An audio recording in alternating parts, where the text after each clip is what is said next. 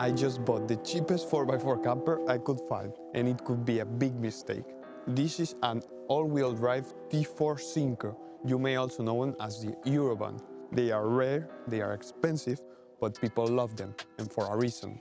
But not this one. I pay absolutely nothing compared to market value. I'm going to show you now why it's so cheap. It's got so much rust all over the van.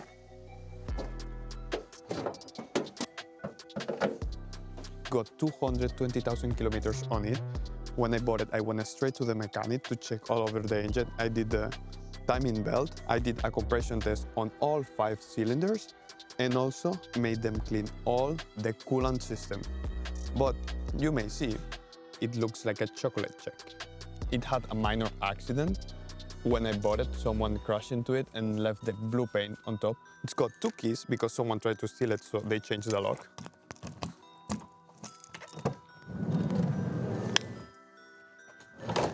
Oh, look at what happened. So check out the grip.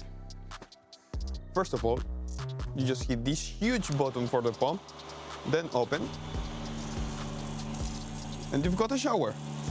Also, you could in fact open this. It's movable. This is nice. The countertop of the sink, it's a little bit trash, but it's nice also. In order to access anything underneath the kitchen, you have to take all this piece of wood, take it out of the van because it doesn't fit inside. Then you've got access to your clean water and your grey water, and this. That used to be a drawer, but it doesn't work anymore, so it's just a piece of box, not stealthy at all. The fridge is okay, it's not attached to anything, so it just flies out, like you just saw. The furniture, it's made by this cheap MDF that it's just getting destroyed and absorbs a lot of water and also weighs a ton. The storage is big, but it's just not organized. Look at the battery, like just there, hanging around. If you want to do something on it, if you want to work, it's easy because it just moves around. It's not even attached to anything, but at least it's a lithium battery. You can see the meatball spaghetti down here. Oh, and as I told you, easy to work on. It's just a mess. I have to do this again. It used to have a cheap MPPT that it died. Also used to have a cheap inverter here, but it also died, so I took it out. This is not connected to anything, by the way.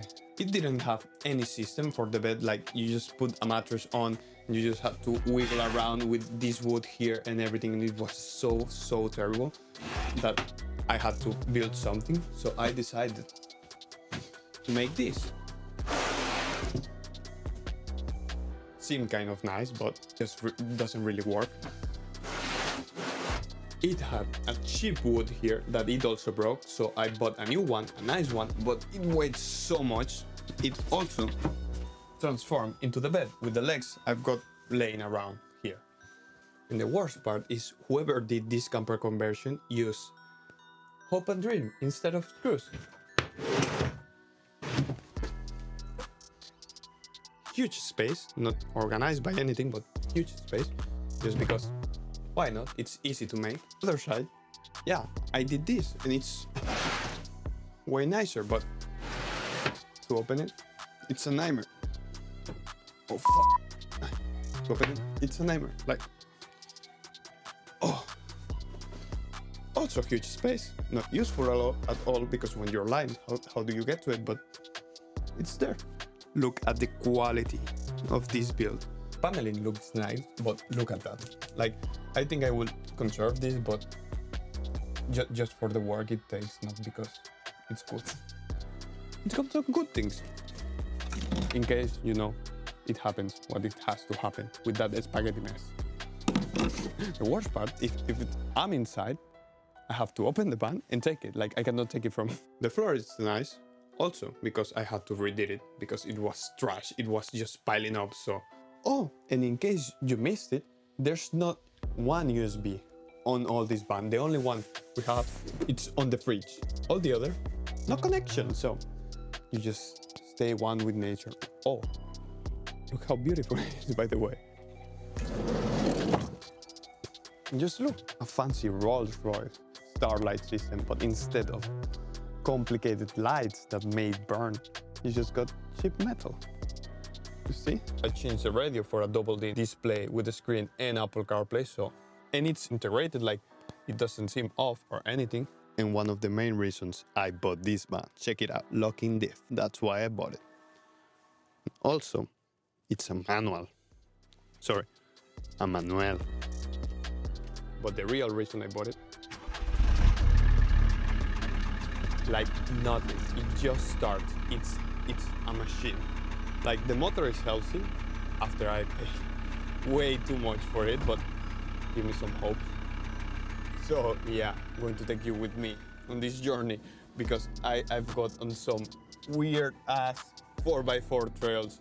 I don't think I'm allowed.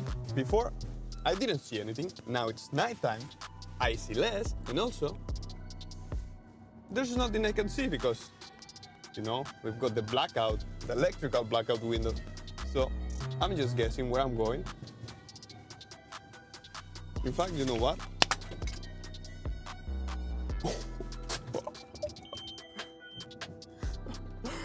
Yeah, I cannot believe I bought this van. Oh, curva.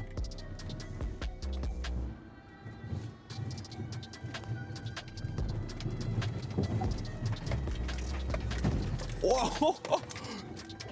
By the way, this is the same trail I came by, but it was daytime when I came, so.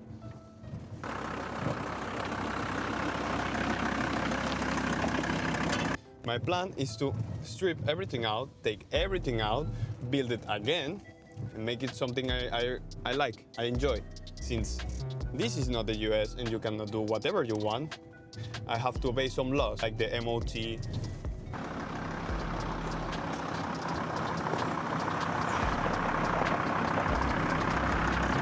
So after checking the van, the guy wanted 8,500. I told him like there's no way. We did a little bit of hustling and I got it down to 7,500. I think it was a fair price since there was a lot of people interested. There was no more Volkswagen T4s. There was no more Syncros on the market. So I just pulled the trigger and bought it. I hope you liked the video. If you could do me a favor and just subscribe, it will help me out a ton and you will get to see how the van progresses. Thank you really much and until the next one.